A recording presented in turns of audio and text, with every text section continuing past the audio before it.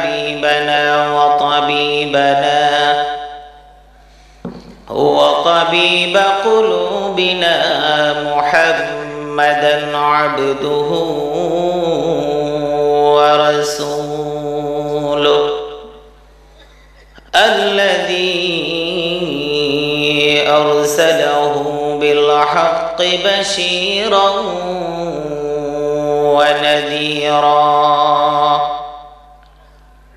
وداعيا إلى الله بإذنه وسراجا منيرا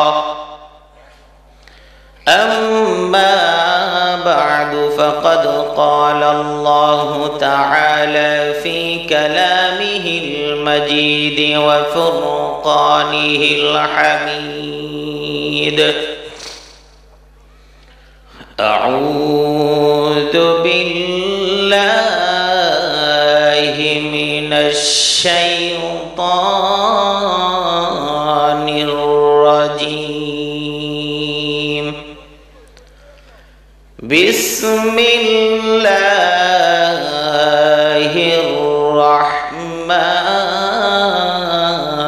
الرحيم يا أيها الذين آمنوا ادخلوا في السلم كافة ولا تتبعوا خطوات الشيطان إنه لكم عدو مبين وقال تعالى إن الله وملائكته يصلون على النبي يا أيها الذين آمنوا صلوا عليه وسلموا تسليما اللهم محبت شدی بری اللهم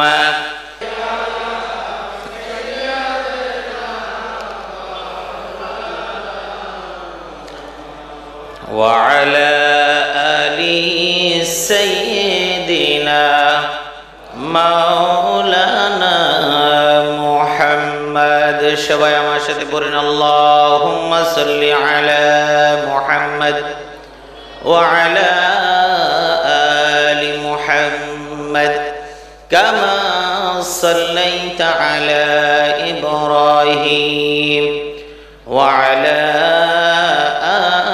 آل إبراهيم إنك حميد مجيد اللهم بارك على محمد وعلى آل محمد كما باركت على إبراهيم وعلى آل إبراهيم إنك حميد مجيد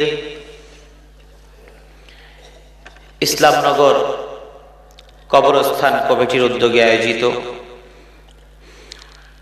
ইসলামনগর কেন্দ্রীয় জামে মসজিদ মাঠ প্রাঙ্গণে অনুষ্ঠিত প্রথম বার্ষিক ওয়াজ ও দোয়ার মাহফিল। এই মাহফিলের সম্মানিত সভাপতি, যিনি কবরস্থান কমিটির সম্মানিত সভাপতি জনাব মোহাম্মদ লাল মিয়া সাহেব, এবং মাহফিল পরিচালনা রয়েছেন ইসলামনগর কেন্দ্রীয় জামে মসজিদের সম্মানিত ইমাম মাওলানা আলমগীর হোসেন সাহেব, এবং আজকের এই মাহফিল সম্পন্ন করার ক্ষেত্রে যাদের আন্তরিক ত্যাগ এবং যাদের পরিশ্রম, অক্লান্ত পরিশ্রম, এই ইসলামনগরের যুব সমাজ, তাদের অক্লান্ত পরিশ্রম এবং আপনারা যারা এখানে এসেছেন আপনাদের আন্তরিক সহযোগিতা, অর্থনৈতিক সহযোগিতা এবং মা বোনেরা যারা এসেছেন তাদের অর্থনৈতিক সহযোগিতা, এই সব কিছু নিয়ে আজকের এই মাহফিল সম্পন্ন হতে যাচ্ছে। এবং আজকের যিনি প্রধান অতিথি অত্র এলাকার এবং এই আসনের মাননীয় সংসদ সদস্য ঢাকা 19 আসনের আলহাজ ডাক্তার এনামুর রহমান সাহেব, এবং আজকের বিশেষ অতিথি হিসেবে যিনি উপস্থিত হয়েছিলেন এবং আপনাদের সাথে কথা বলেছেন মোহাম্মদ পারভেজ দেওয়ান, যিনি পাথালিয়া ইউনিয়ন পরিষদের সম্মানিত চেয়ারম্যান, এবং যতটুকু জানলাম তিনি একাধারে কয়েকবারই তিনি নির্বাচিত হয়েছেন এবং এই কবরস্থান এবং মসজিদের স্বার্থে বেশ কিছু কাজের ওয়াদা তিনি করেছেন। আমরা দোয়া করি আল্লাহ পাক তাকে ওয়াদা মতো কাজ সম্পন্ন করার তৌফিক দান করুন, সকলে বলি আমিন। আজকে এই মাহফিলের যিনি বিশেষ বক্তা হিসেবে এতক্ষণ আপনাদের সামনে কথা বলেছেন, বিশিষ্ট ইসলামী চিন্তাবিদ এবং পিএইচডি গবেষক জগন্নাথ বিশ্ববিদ্যালয়ের এবং একজন স্বনামধন্য মিডিয়া ব্যক্তিত্ব, তিনি আপনাদের এখানে এসেছেন সে কারণে বিশেষ অতিথি হয়েছেন, এটা আগেও বলেছেন, উপস্থাপকও বলেছেন। তো আসলে উনিও বিভিন্ন বড় বড় মাহফিলগুলিতে প্রধান অতিথি হিসেবে থাকেন, কিন্তু তারপরেও এখানে কাছাকাছি, সেজন্য তিনি এই জায়গায় এবং এই বিশেষ অতিথি হিসেবে আপনাদের কাছে আলোচনা করেছেন। অত্যন্ত চমৎকার জ্ঞান গর্ভ কোরআন সুন্নাহর আলোকে আলোচনা তিনি পেশ করেছেন। আলহাজ হযরত মাওলানা মোহাম্মদ মাহমুদুল হাসান, যিনি শরীফবাগ ইসলামিয়া কামিল মাদ্রাসার সম্মানিত আরবি লেকচারার এবং অনেক মিডিয়ায় তিনি কাজ করেন এবং বহু গ্রন্থ তিনি সংকলন করেছেন এবং লিখেছেন, রচনা করেছেন। আমরা দোয়া করি আল্লাহ পাক এই আলেমে দ্বীনকে দ্বীনের জন্য কবুল করুন, আমিন। যতটুকু কথা কোরআন এবং সুন্নাহ থেকে তিনি বলেছেন, এই কথার উপরে আমাদের আপনাদের সকলকে আমল করার তৌফিক দান করুন, এবং যেই জ্ঞান, যেই মেধা থেকে কথা বলেছেন, সেই মেধা যে আল্লাহ রাব্বুল আলামিন দান করেছেন, সেই মেধার পরিধি যেন আল্লাহ পাক রব্বুল আলামিন বাড়িয়ে দেন, সকলে বলি আমিন। আমরা আজকে কিছু কথা শোনার জন্য এখানে এসেছি, এবং এখানে যারা আপনারা এসেছেন দুনিয়ার কোনো কিছু প্রাপ্তির জন্য কেউ এসেছেন এটা আমার কাছে মনে হয় না কখনো। এবং আমার কথা আমি এই জন্য বললাম যে আমি যেহেতু কথা বলছি, আমার মনে করা না করার বিষয়টা আমি জানিয়ে দিলাম, এবং আপনারাও সকলেই বিশ্বাস করেন এখানে কেউ কোনো কিছু প্রাপ্তির জন্য আসে নাই, ঠিক না বেঠিক?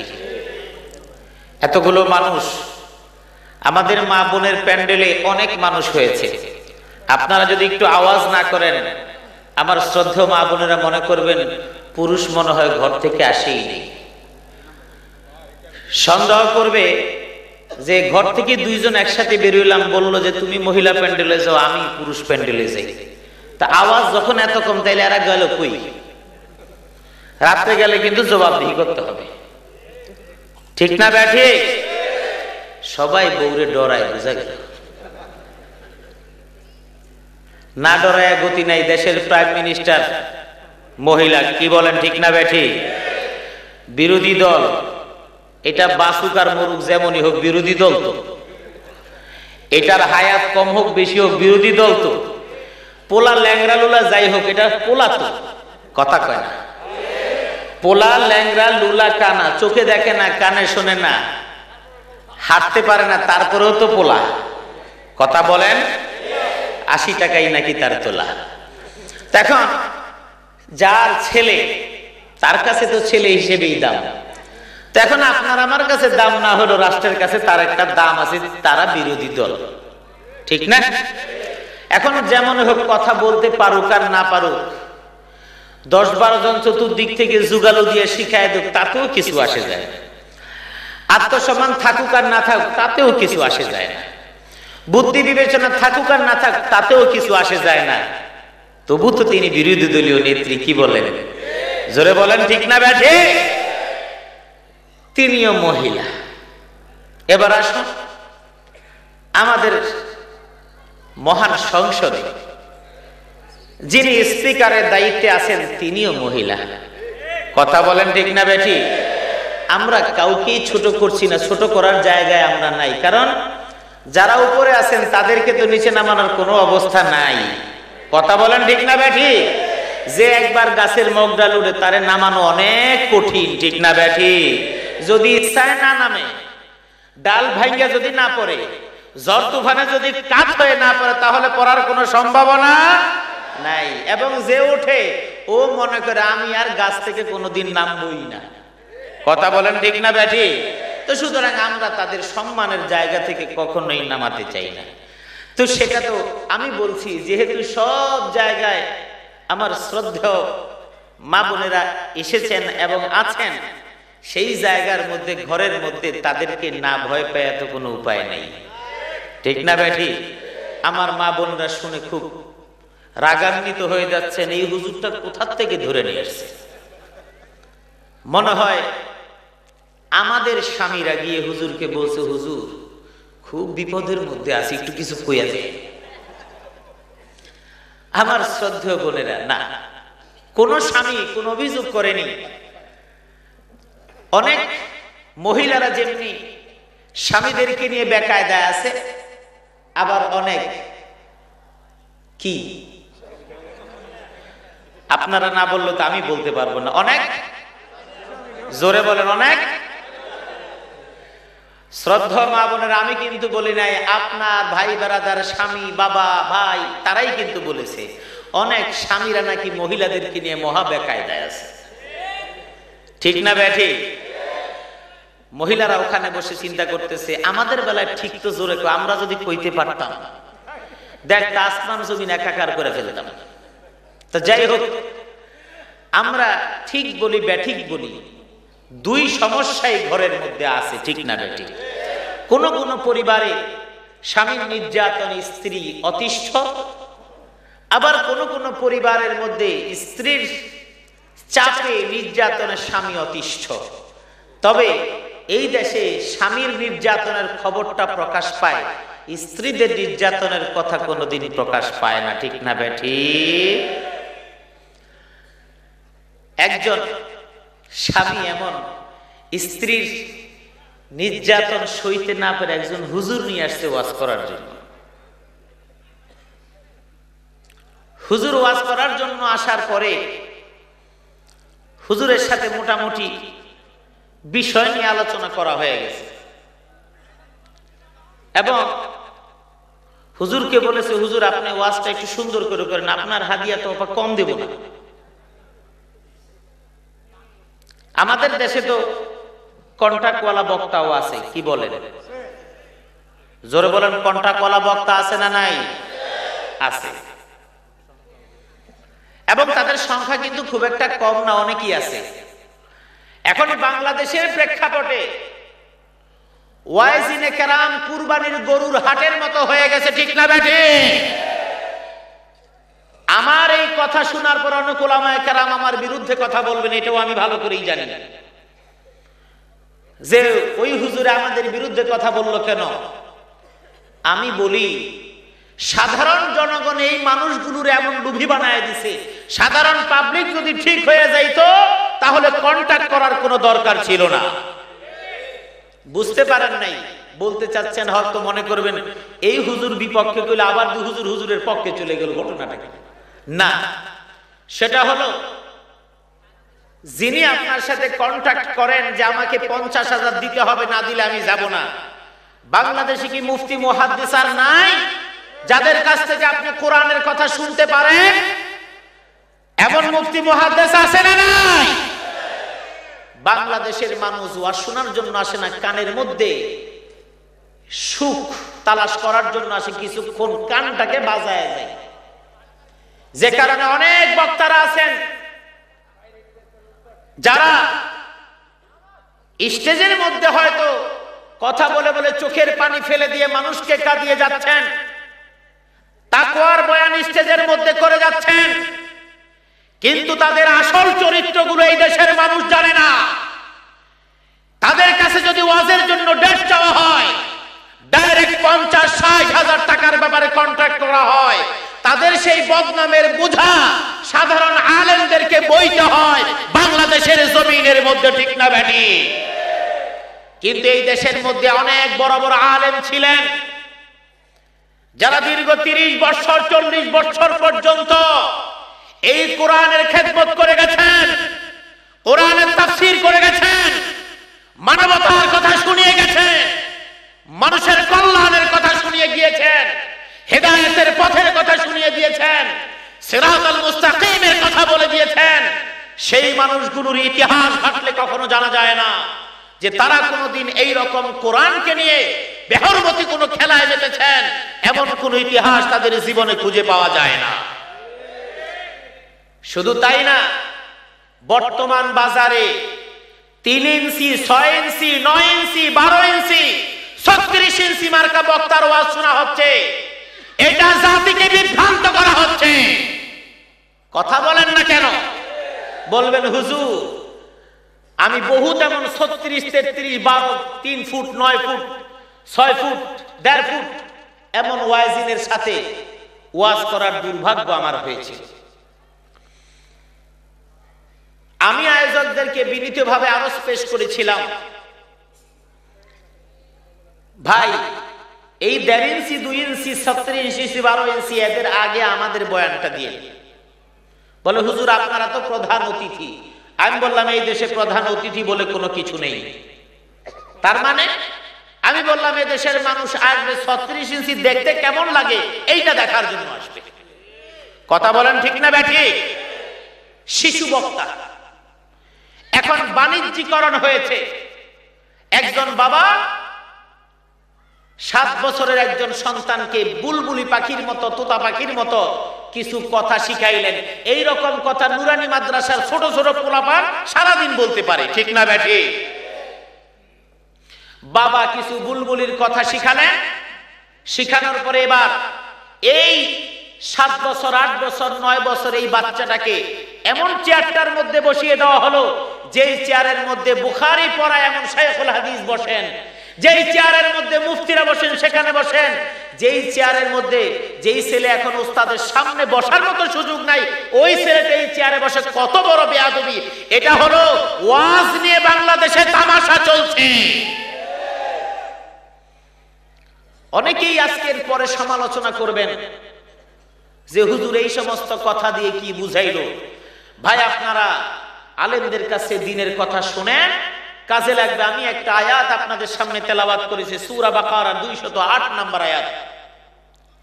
এই আয়াতের মূল কথাই হলো তোমরা ইসলামে প্রবেশ করো পরিপূর্ণভাবে। আধা আধি হাত দিলা, কান দিলা, পাও দিলা, এইভাবে ঢুকলে কাজ হবে না। ঢুকলে পরিপূর্ণভাবে তোমাকে ইসলামের মধ্যে প্রবেশ করতে হবে, ঠিক না বেঠিক? এখন কেন ঢুকতে পারেন না? ওয়াজ শুনে যাচ্ছেন, কিন্তু ওয়াজ শুনে কাজ হবে কেন? এই 36 ইঞ্চি যে বক্তা, উনি তো কোনো বক্তা না, উনি তো কোনো কোরআন হাদিস পড়ুয়া আলেম না। ওনারে 1.5 ইঞ্চি আল্লাহ বানাইছে, এটাই তার সম্ভব। আপনার যদি এরকম 52 মানুষ দেখতে ইচ্ছা করে তাহলে ঢাকা এবং আপনাদের এলাকার কাছাকাছি চাইনিজ রেস্টুরেন্টের গেটে যান, ওদেরকে দেখতে পাবেন। কথা বলেন ঠিক না ব্যাঠিক? আমি অনেক মাহফিলে দেখেছি। কিছুদিন আগে একটা মাহফিলে, তখন আমি বলেছি ভাই আমি আগে বয়ান করি, কারণ আমার এমন তিক্ত অভিজ্ঞতা আছে। বয়ান যতটুকু সময় করা দরকার ততটুকু সময় পর্যন্ত করলাম। করার পরে এবার তিনি উঠলেন, 15 মিনিটও মাঠের মধ্যে মানুষ ছিল না। শেষে আমি ঘরে গিয়ে খাবারে বসেছি। আমি এখন শুনতেছি লোকজন যে চলে যাচ্ছে, আর স্টেজ থেকে একজন বলতে হুজুরকে দোয়া করে দিতে বলেন। তার মানে লোকজন ওয়াজ শুনতে আসে নাই, 36 ইঞ্চি দেখতে আসছে। ওয়াজ তো দেখার জিনিস না, ওয়াজ শোনার জিনিস, আমল করার জিনিস, ঠিক না বেঠিক? জোরে বলেন ঠিক না বেঠিক? এই জন্য আপনারা যদি সচেতন হন, তাহলে আলেমদের কথা আসবে, শুনবে। ওই 36 ইঞ্চি আপনার স্বামী স্ত্রীর মধ্যকার সম্পর্ক কেমন হওয়া দরকার, এই সম্পর্কে তার কোনো জ্ঞানই তার নাই, ঠিক না বেঠিক? ওয়াজ শুনে যান, স্ত্রীকে আপনি কোনো কথা বলতে পারেন না, কারণ ওয়াজের মধ্যে আপনি তাকে বলার মতো কোনো মেসেজ আপনি নিয়ে যান নাই। সে বিছানায় পেশাব করে এই গল্প আপনাকে শুনাইছে, ছোট ছিল, মার কোলে ছিল, শুইয়া পেশাব করে দিছে, এটা শুনে আপনারা হাসতে হাসতে কুটপাট আপনারা এখান থেকে চলে গেছেন, শিখলেন। এই জন্য এই জাতীয় যেই ওয়াজের নামে যেই অপমানজনক এবং ওয়াজকে যেইভাবে নষ্ট করা হচ্ছে, কলুষিত করা হচ্ছে, এই জাতীয় শিশু বক্তা, এগুলি দিয়ে আপনারা ওয়াজ শুনেন না। তবে আপনারা এখানে যারা এসেছেন, আমি সেই জন্য বললাম আপনারা সত্যিকারে ওয়াজ শোনার জন্যই আসছেন, ঠিক না বেঠিক? আমরা এই জন্য কিছু কথা কোরআন হাদিস থেকে শোনার চেষ্টা করব, যদি আল্লাহ সেই তৌফিক দান করেন। সকলে বলে আমিন। স্বামী ওয়াজ করবার জন্য বক্তাকে নিয়ে এসেছেন, বলেছেন হুজুর আপনাকে হাদিয়া তোহফা সম্মানজনক ভাবে দেব। আয়াতের আলোচনায় আল্লাহ রাব্বুল আলামিন সেজন্য ইসলামে পরিপূর্ণ প্রবেশ করতে বলেছেন। আল্লাহ রাব্বুল আলামিন সূরা বাকারা 208 নম্বর আয়াত, আল্লাহ রাব্বুল আলামিন বলেন, ইয়া আইয়ুহাল্লাযীনা আমানু দুখুলু ফিস সিলমি কাফা ওয়া লা তাত্তাবিউ খুতুওয়াতিশ শাইতান ইন্নাহু লাকুম আদুউম মুবিন। আল্লাহ রাব্বুল আলামিন বলছেন, তোমরা ইসলামের মধ্যে পরিপূর্ণ দাখিল হও, মানে ইসলামটাকে তুমি গ্রহণ করে পরিপূর্ণ ইসলামী হয়ে যাও। ওয়ালা তাত্তাবিউ খুতুওয়াতিশ শাইতান, তুমি শয়তানের পদাঙ্ক অনুসরণ করো না। এই পরিপূর্ণ ইসলাম কি জিনিস? প্রতিটা কাজের মধ্যে ইসলামের প্রথম এবং আংশিক এবং পরিপূর্ণ অংশ প্রতিটা ইবাদতের মধ্যে আছে না নাই? জোরে বলেন, আছে না নাই? একজন মানুষ যদি নামাজ পড়তে যায়, সেই জায়গার মধ্যে ইসলাম পরিপূর্ণ আছে না নাই? আবার অর্ধবর্তী আছে না নাই? জোরে বলেন, আছে না নাই? অর্ধাবর্তীর মানে হলো, আপনি যখন নামাজের জন্য মসজিদে গমন করলেন, আপনি নামাজের তাকবীরে তাহরিমা বেঁধে নিলেন, এবার যখন রুকুতে গেলেন, রুকু থেকে যাওয়ার পরে সোজা হয়ে দাঁড়াবার জন্য আমার নবী বলেছেন, আপনি রুকু থেকে সোজা হয়ে দাঁড়ালেন না, বরং আপনি রুকু থেকে আধা আধি দাঁড়ানোর পরে এবার সিজদায় চলে গেলেন। সিজদায় যাওয়ার পরে আমার নবী বলেছেন, সিজদায় গিয়ে তুমি তাসবিহ পড়বে 3 বার, 5 বার, 7 বার, এইরকম তোমার সামর্থ্য অনুযায়ী তুমি তাসবিহ পাঠ করবে। এই সিজদার তাসবিহ পাঠ করার পরে তুমি এবার সোজা হয়ে বসবে, ঠিক না বেঠিক? এই সোজা হয়ে বসার নাম হলো পরিপূর্ণ নামাজ। আল্লাহর নবী বিশ্ব নবী বলেছেন, সাহাবায়ে কেরাম রিদওয়ানুল্লাহি তাআলা আলাইহিম আজমাইন কে সামনে নিয়ে, ও আমার সাহাবীরা শোনো, আসওয়াউন নাসি মান ইয়াসরিকু সারিকা। আল্লাহর নবী বললেন, সবচাইতে মানুষের মধ্যে নিকৃষ্টতম চোর হলো যে নাকি নামাজের মধ্যে চুরি করে। আপনার মনে যেমন প্রশ্ন জাগলো, জুতা চুরি হয়, ধান চুরি হয়, গম চুরি হয়, বিভিন্ন ভাবে চুরি চামারি বিভিন্ন ভাবে আমাদের দেশে আছে না নাই? অশিক্ষিত মূর্খরা না বুঝে মসজিদের সামনে থেকে জুতা চুরি করে, ঠিক না বেঠিক? ধরা খাইলে পাবলিকের কিলো খায় ফ্রি, ঠিক না বেঠিক? কিন্তু সমাজের মধ্যে এমন কিছু সুশিক্ষিত নয়, শিক্ষিত বলবো, সুশিক্ষিত নয়, শুধুমাত্র শিক্ষিত এমন কিছু চোর নয়, ওরা হলো ডাকাত। কলমের খোসায় লক্ষ কোটি কোটি টাকার আত্মসাৎ করে বেড়ায়, ঠিক না বেঠি? জোরে বলেন ঠিক না বেঠি? রাস্তা তৈরি হবে, টেন্ডার হলো 10 লক্ষ টাকা, তার মধ্যে 5 লাখ টাকাই যারা টেন্ডারটাকে সাবমিট করার পরে যারা সই দিয়ে আনবে তাদেরকে দিতে হবে 5 লাখ। এরপরে এলাকার কিছু ময় মুরব্বী আছে, যেই সমস্ত মুরব্বীদের গোফও এখনো জ্বালায় নাই, দাড়িও এখনো পর্যন্ত ভালো করে হয় নাই, ঘন ঘন শেভ করে ওই মুরব্বীরা দাড়ি উঠাইছে, মোষ উঠাইছে, এমন মুরব্বী আছে না নাই? এই মুরব্বীদের জ্বালায় সত্যিকারে মুরব্বীরা খুব নির্যাতনের মধ্যে আছে, ঠিক না বেঠি? এই ছোকরা মুরব্বী ভাবখানা এমন মনে হয় ওদেরকে যদি সত্যিকারে দাড়ি পাকা মুরব্বীরা সালাম না দেয়, পরের দিন ওনার বাড়ি থেকে বের হওয়াটা কঠিন হয়ে যাবে, ঠিক না বেঠি? আর যদি বেশি ক্ষমতাশালী হয় তাহলে চিন্তা করবে, আমার যেহেতু এই বুড়ায় সম্মান দিল না, সুতরাং বুড়ার নামেও যদি একটা ফি সাবিলিল্লাহ, একটা আল্লাহর রাস্তায় যদি মামলা দিয়ে দেওয়া যায় তাহলে একেবারে খারাপ হয় না। কথা বলেন ঠিক না বেঠি?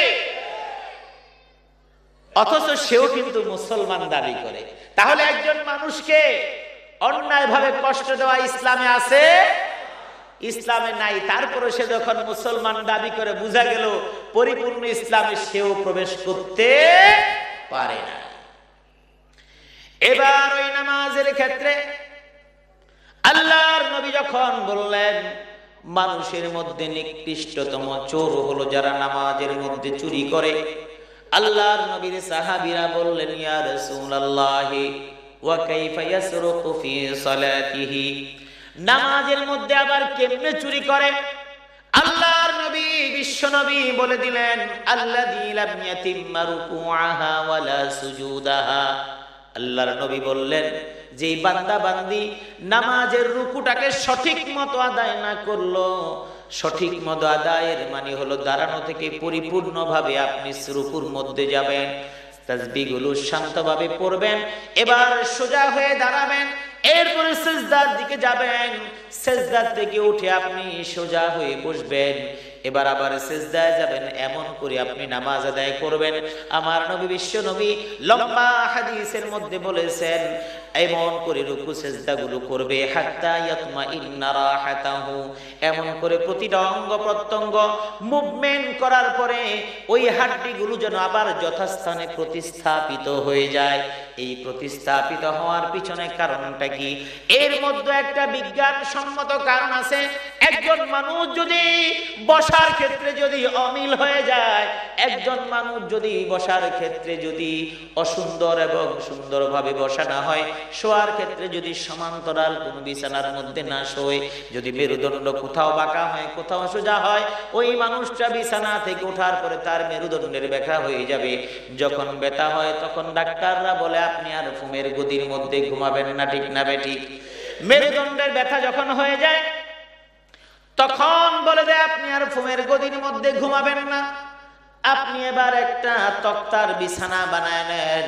ওই তক্তার বিছানার মধ্যে যখন আপনি শোবেন, সমান হয়ে আপনি শোবেন, আর তখন আপনার মেরুদণ্ডের ব্যথা থাকবে না। তার মানে কি? এই মেরুদণ্ডটা যদি সুন্দরভাবে সোজাভাবে না থাকে, শোয়ার মধ্যে যদি গরমিল হয়, আপনার মেরুদণ্ডের হাড়ের মধ্যে যেমন ব্যথা হয়, আবার কোমরের মধ্যে এমন ব্যথা হয়। ঠিক তেমনি ভাবে রুকুর জন্য আপনি যখন দাঁড়ানো অবস্থা থেকে রুকুতে গেলেন, এই অবস্থা থেকে যদি সোজা না হন, আপনার হাড়গুলো যথাযথ জায়গার মধ্যে না যাওয়ার কারণে আপনার হাড়ের মধ্যে বিভিন্ন ধরনের রোগ হওয়ার সম্ভাবনা আছে। সিজদায় চলে গেলেন, সিজদা থেকেও যদি সোজা না হন, আপনার বিভিন্ন রোগ হতে পারে। আল্লাহর নবী যতগুলো নিয়ম বলেছেন সবগুলো সুন্নত, বিজ্ঞানের সাথে একেবারে সম্পৃক্ত। একটা সুন্নত বিজ্ঞানের বাইরে আমার নবী বলেন নাই, ঠিক না বেটি? আমার ভাইরা, আল্লাহর নবী যখন বললেন, সাহাবায়ে কেরাম আল্লাহর নবীকে জিজ্ঞেস করার পরে আল্লাহর নবী বললেন, নামাজের মধ্যে চুরির মানে হলো যে ব্যক্তি পরিপূর্ণভাবে এই নামাজের বিভিন্ন রুকনগুলো আহকামাতগুলো পালন না করে, সেই মানুষটা হলো নামাজের মধ্যে চোর। আমার ভাইরা, ওই নামাজের মধ্যে অপূর্ণাঙ্গ নামাজ পড়ার মানে হলো আপনি এখনো পরিপূর্ণ নামাজের মধ্যে প্রবেশ করতে পারলেন না। আল্লাহ রাব্বুল আলামিন বলেছেন উদখুলু ফিস সিলমি কাফা, তুমি ইসলামের মধ্যে পরিপূর্ণভাবে দাখিল হও। ইসলামের মধ্যে পরিপূর্ণভাবে দাখিল হওয়ার মানে হলো কি, তুমি যখন মুসলমান হয়ে গেলা, তোমার জন্য নামাজ আমি দিয়ে দিলাম।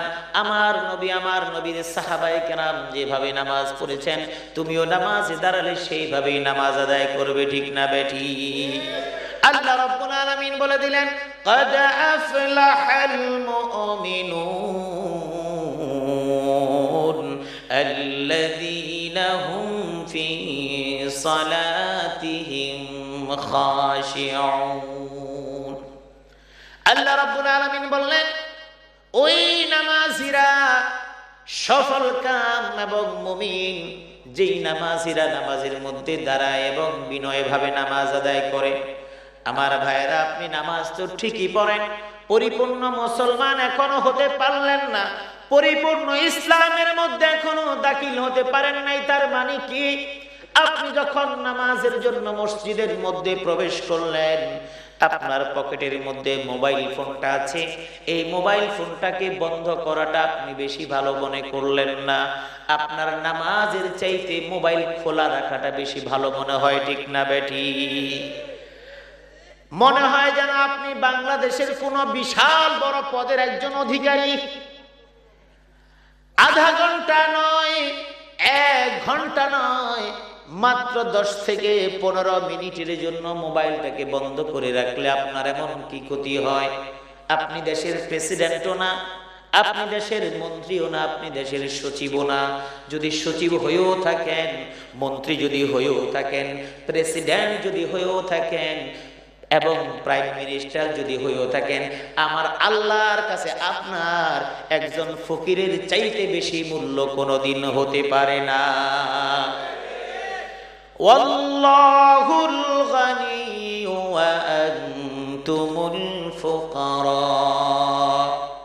আল্লাহ রাব্বুল আলামিন বলছেন, তুমি নিজেকে যত বড় পদের অধিকারী মনে করো না কেন, তুমি নিজেকে যত বড় শিল্পপতি মনে করো না কেন, তুমি নিজেকে যত বড় ক্ষমতার মালিক মনে না কেন, আল্লাহ বলছেন ওয়াল্লাহুল গানিয়্যু ওয়া আনতুমুল ফুকারা। যদি ধনী হতে হয়, আল্লাহ ছাড়া আর কেউ ধনী নয়। তোমরা যে যত বড় ধনী হও না কেন, তুমি হলা সবচাইতে বড় ফকির, ঠিক না বেটি? যদি তুমি ফকির নাই হও, যদি তুমি অর্থনৈতিকভাবে ধনী হওয়ার কারণে যদি তুমি ধনী বলে সাব্যস্ত হতা, তাহলে তোমার ফুসফুসের ক্যান্সার হলে তুমি কেন মারা যাও? তোমার তো অনেক টাকার মালিক, তুমি একটা ফুসফুস তুমি ট্রান্সফার করে নাও না কেন? তোমার যদি হার্টটা যদি নষ্ট হয়ে যায়, তুমি কেন তোমার হার্টটাকে চেঞ্জ করে নাও না কেন? আল্লাহ রাব্বুল আলামিন বলেন, তোমাকে যে মালটা আমি দিলাম এটাও সংক্ষিপ্ত সময়ের জন্য, তোমাকে যে ক্ষমতাটা দিলাম এটাও সংক্ষিপ্ত সময়ের জন্য, তোমাকে যে পদ দিলাম এটাও সংক্ষিপ্ত সময়ের জন্য। আজকে যিনি প্রাইম মিনিস্টার, আজকে যিনি প্রেসিডেন্ট, আজকে যিনি মন্ত্রী, এখন থেকে 10 বছর, 20 বছর, 15 বছর পরে যদি চিন্তা করা হয়, বয়সের ভারে এই মানুষগুলো এমন অবস্থায় চলে যাওয়া স্বাভাবিক ব্যাপার। ওই সময় নিজের কথাই নিজে বলতে পারবে না, ঠিক না বেঠিক? নিজের ছেলে মেয়েকেও চিনতে পারবে না, ঠিক না বেঠিক? আল্লাহ রাব্বুল আলামিন স্মরণ করিয়ে দিলেন, ওয়াল্লাহু খালাকাকুম সুম্মা ইয়াতাওয়াফফাকুম ওয়া মিনকুম মান ইউরাদ্দু ইলা আরযালিল উমরি লিকাইলা ইয়ালামা বা'দা ইলমিন শাইআ। আল্লাহ রাব্বুল আলামিন বলছেন, ওয়াল্লাহু খালাকাকুম সুম্মা ইয়াতাওয়াফফাকুম, আল্লাহ তোমাদেরকে সৃষ্টি করেন, এরপরে আবার তোমাদেরকে মৃত্যু দেন, মৃত্যুবরণ করতে হয়। আল্লাহ রাব্বুল আলামিন বলছেন, যাদেরকে মেরে ফেলেন, যাদেরকে মৃত্যু দেন, তারা তো বিদায় নিয়ে যায়, কিন্তু এমন কিছু মানুষ থাকে যাদেরকে আল্লাহ রাব্বুল আলামিন তাড়াতাড়ি মৃত্যু দেন না। তাদের বয়সটা পরিপূর্ণ করার পরে তাদেরকে দুনিয়া থেকে নেন। এবং শুধু নেনই না, আল্লাহ রাব্বুল আলামিন বলছেন ওয়া মিনকুম মান ইউরাদ্দু ইলা আরযালিল উমুর। আল্লাহ রাব্বুল আলামিন পৃথিবীবাসীকে বুঝাবার জন্য আল্লাহ রাব্বুল আলামিন কিছু মানুষের বয়সের দ্বার প্রান্তে নিয়ে যান, শেষ বয়সে নিয়ে যান, 80 বছর, 85 বছর, 90 বছর পর্যন্ত নিয়ে যান। আমি আপনি মনে করে নেই এই মানুষগুলো এত লম্বা সময় পর্যন্ত বাঁচে কেন? এই কথা আমি মনে করি আল্লাহ রাব্বুল আলামিনের উদ্দেশ্য দুইটা। এমন হতে পারে এই মানুষটার পরিণতি দেখে দেখে বিশ্ববাসীকে আল্লাহ বুঝায় দিবেন, দেখো তোমার চোখের সামনে একজন ক্ষমতাধর মানুষ, একজন সচিব, একজন মন্ত্রী, একজন এমপি, একজন ক্ষমতাধর মানুষ, সেই মানুষটার এত ক্ষমতা থাকা সত্ত্বেও আমি আল্লাহ দেখো ওই মানুষটাকে কি অবস্থা করে দিয়েছি। ওই মানুষটার বয়সের দ্বার প্রান্তে পৌঁছে গিয়েছে। যেই মানুষটার প্রভাবে এলাকার মানুষ প্রকম্পিত ছিল, যেই মানুষটার ক্ষমতার কাছে মানুষ একেবারে নতজানু হয়ে পড়ে থাকতো, যেই মানুষের কলমের খোঁচার কারণে মানুষের জীবন বিনাশ হয়ে যেত, ওই মানুষটার অবস্থা দেখো তোমার চোখের সামনে আমি দিলাম। মাইয়ুরাদ্দু ইলা আরযালিল উমুর। এখন তুমি তাকায় দেখো, নিজের বিছানায় নিজে পেশাব করে কিন্তু বলতে পারে না, নিজের বিছানায় মলমূত্র ত্যাগ করে কিন্তু বলতে পারে না, ক্ষুধা লাগলো কি লাগলো না তাও বলতে পারে না। শুধু তাই না, লিকাইলা ইয়ালামা বাদা ইলমিন শাইআ। সচিব ছিল, মন্ত্রী ছিল, এমপি ছিল, মিনিস্টার ছিল, প্রেসিডেন্ট ছিল, যাই ছিল না কেন, এখন তুমি তাকায় তাকায় দেখো যা জ্ঞান তার ছিল তার কিছুই তার মনে নাই। ঠিক না বেটি? আমার ভাইরা, কিন্তু তুমি যত ক্ষমতাধর হও না কেন, ওই আল্লাহর ঘরে তুমি যখন ঢুকো, ওই জায়গার মধ্যে তুমি ইসলাম পালন করো, সেখানেও তুমি পরিপূর্ণ ইসলাম পালন করো না। আল্লাহ বলছেন উদখুলু ফিস সিলমি কাফা, তুমি পরিপূর্ণভাবে ইসলামে দাখিল হও। তার মানে হলো তুমি যখন নামাজে দাঁড়াইবা, একজন প্রকৃত মুসলমানের মতো করে তুমি নামাজ আদায় করবা। তুমি যেই মনিবের দরবারে হাজির হচ্ছ, ওই মনিবের কাছে এমন একজন মনিব, যেই মনিবের চাইতে শ্রেষ্ঠ মনিব দুনিয়ায় আর কেউ নাই। ঠিক না বেটি? ওই জায়গার মধ্যে আপনি যখন ঢোকেন, ওই জায়গায় যাওয়ার পরে মোবাইলটাকে আপনি বন্ধ করতে চান না, ভাইব্রেশন দিয়ে পকেটের মধ্যে রেখে দেন, এমন আছে না নাই? এবার ইমাম নামাজ শুরু করে দিলেন, সুললিত কণ্ঠে নামাজ পড়ছেন, আলহামদুলিল্লাহি রাব্বিল আলামিন। এমন করে ইমাম সাহেব সুললিত কণ্ঠে সূরাতুল ফাতিহা পড়ছেন, অন্য সূরা পড়ছেন, মুসল্লিরা তন্ময় হয়ে ইমামের কেরাত শুনছে। আর আপনার মোবাইলের ভাইব্রেশনের কারণে নামাজের সমস্ত খেয়াল ওই মোবাইলের দিকে চলে গেছে। ঠিক না বেঠি? জোরে বলেন ঠিক না বেঠি? এই মোবাইলের কাঁপাকাঁপিতে এবার আপনার ভিতরেও কাঁপাকাঁপি শুরু হয়ে গেছে। সেই কি কাঁপাকাঁপি? কাঁপাকাঁপিটা কি? সেটা হলো ইমাম এত লম্বা কেরাত পড়ে কেন? কথা কোন ঠিক না বেঠি? এখন আপনার ইমামের কেরাত আর ভাল লাগে না, অথচ মসজিদ ভরা মুসল্লি, তাদের কিন্তু ইমামের কেরাতটা সুন্দর লাগছে। কারণ কি? কারণ আপনি ইসলামে পরিপূর্ণ এখনো প্রবেশ করতে পারেন নাই। 3.5 দিন ধরে আপনি মুসল্লি হয়েছেন, নামাজের কোনো গুরুত্ব আপনার কাছে এখনো বোঝা যায় নাই, যে কারণে আপনি নামাজ পড়েন আবার মিছা কথাও বলেন। কথা বলেন ঠিক না বেঠি? আল্লাহ রাব্বুল আলামিন বলেছেন উদখুলু ফিস সিলমি কাফা, পরিপূর্ণভাবে তুমি ইসলামের মধ্যে প্রবেশ করো। তার মানে হলো তুমি যখন নামাজের সিজদা দিয়ে ওখান থেকে মাথাটা তুলে এবার মসজিদ থেকে বের হও, তোমার মধ্যে কয়েকটা পরিবর্তন হওয়া দরকার। 1 নাম্বার পরিবর্তন হলো আমি কোন রবের কাছে, কোন মনিবের কাছে এসেছিলাম, তার সাথে কি ওয়াদা করে আমি বের হয়ে যাচ্ছি, এই চিন্তা তোমার থাকা দরকার। ঠিক না বেঠিক? তুমি নামাজের মধ্যে দাঁড়ায়া দোয়া কুনুত পড়েছো, বলেছো ওয়ানাখলাউ ওয়া নাতরুকু মাইয়াফজুরুকা, তুমি বলেছো ওগো আল্লাহ আমি তোমার সাথেই থাকবো, যারা তোমার সাথে অবমাননা করে, তোমার সাথে বেয়াদবি করে, তোমার বিধান মানে না, তোমার বিধানের বিরুদ্ধে কথা বলে, আমি ওদের সাথে কখনোই থাকবো না। এই কথা নামাজের মধ্যে বলে আসার পরে, মসজিদ থেকে বের হওয়ার পরে যেই মানুষটা কোরআনের বিরোধিতা করে, ওই মানুষের পক্ষেই স্লোগান দেওয়ার লোক আছে না নাই? জোরে বলেন আছে না নাই? তাইলে লাভ হইল কি? স্লোগান মানে ওই লোকের পক্ষাবলম্বন করা। ইসলামের মধ্যে পরিপূর্ণ দাখিল হওয়ার মানে কি? আমার সমাজের মানুষ মনে করে নেয়, আমি তো আমার 3.5 হাত বডির মধ্যে ইসলাম নিয়ে এসেছি, সুতরাং পরিপূর্ণ ইসলাম হয়ে গেল। কথা বলেন ঠিক না বেঠিক?